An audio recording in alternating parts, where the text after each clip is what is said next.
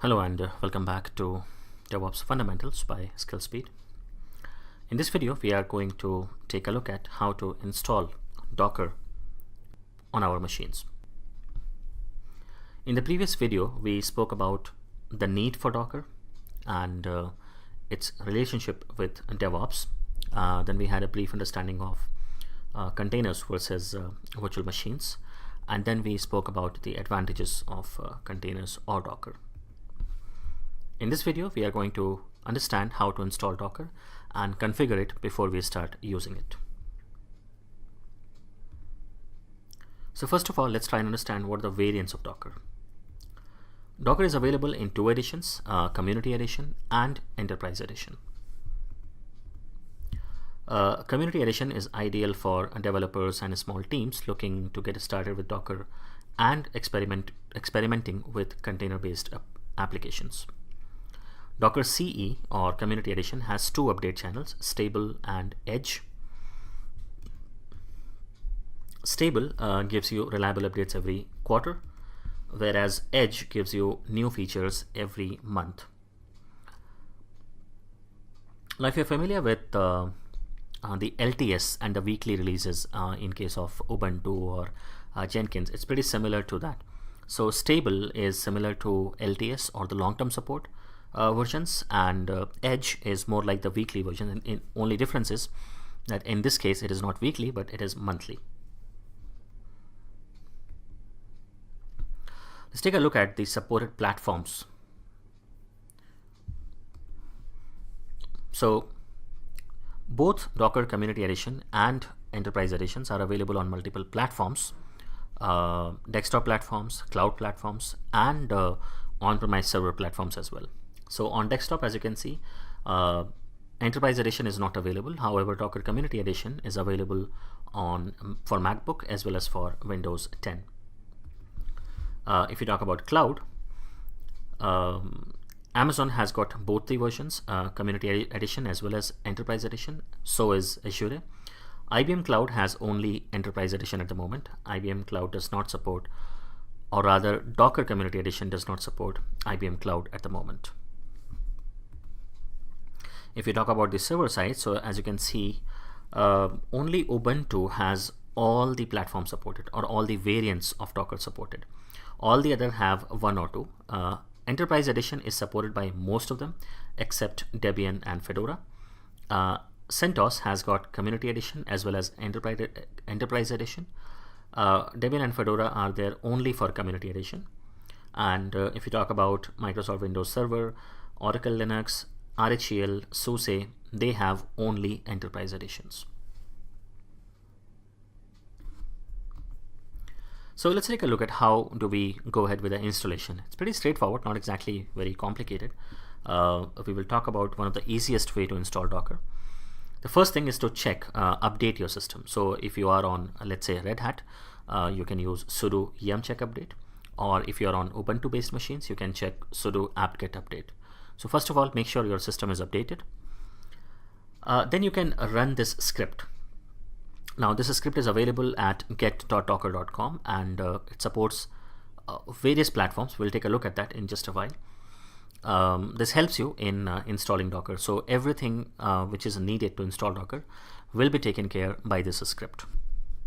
And once that is done, you can just go ahead and start the Docker service and you are good to go. But before we go ahead and start with the Docker installation, there are a couple of things which we need to before we go ahead and start working with Docker, there are a couple of things which we need to take care. First of all, we can check the status, of course, of the service and make sure that it is up and running. Then we can enable the service so that it is persistent across boots and you don't have to manually start every time when you restart or shut down the server.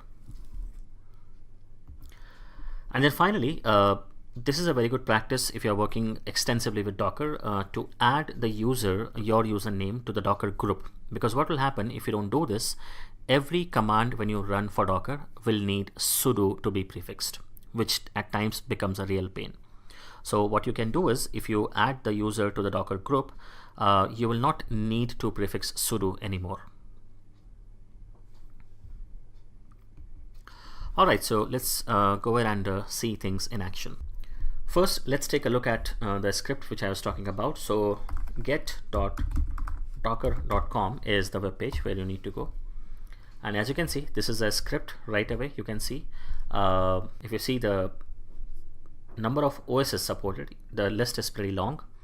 So CentOS, Fedora, Debian, multiple versions of Ubuntu, Debian again, multiple versions, Ubuntu. So a lot of them are supported, and various platforms, right? So if you see S390, these are the IBM based machines. x86 64 is the general 64-bit Intel based machines, right? So all of them are supported. So what I need to do now is, and this is the script, or this is the way to run the software. So what I will do now is I'll just go back to my system. Now this is the system which I have created for a demo purpose, and if I check now, as of now, Docker, it says command not found. So what I can do is, the first thing which we need to do is, let's check out which system it is. So as you can see, this is EL7. So as you can see, this is CentOS 7.3 to be more specific. Okay, so what I need to do now, the first thing is sudo yum check update. It should not take more than a couple of seconds, so let's just wait. Alright, so as we have seen, it's completed already. Let me clear the screen. Now is the time to run the script which we were talking about. So for that we can use curl fssl https get.docker.com, and we have to tell that this is a shell script with the help of pipe space sh, and hit enter.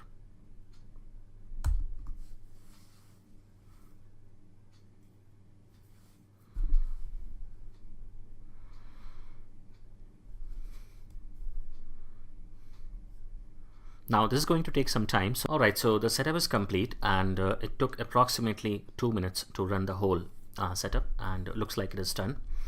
In fact, if you see here, let me just run the Docker command once again, and now as you can see, the Docker command is identified, so which means that Docker has been installed successfully. Now before we move forward, we need to do one small thing again. First thing is, we can check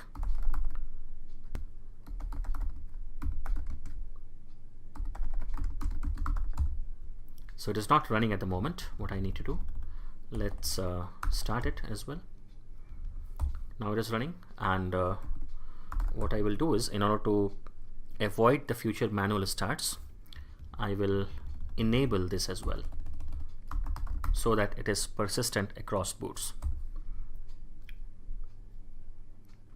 That is one thing. The second thing is, what I need to do is, I need to make sure that I don't need to use the sudo command when I'm running any of the Docker commands. So for that, what I need to do is, I need to make sure that my user is part of the Docker group as well. So I can give the username directly, or I can simply use who am I within $. What it will do, if I use now, Vagrant is a user with which I'm logged in at the moment. As you can see, Vagrant user is now part of the Docker group as well. So now if I run any of the commands to check, let's say I check Docker images, it tells me permission denied because I have added the user to the group. However, I have not restarted. So I mean, I need to basically log off and log in for the changes to take effect. So we will do that, but before we do that, just let me show you with the help of sudo. So it shows me the images. As of now, there is no image.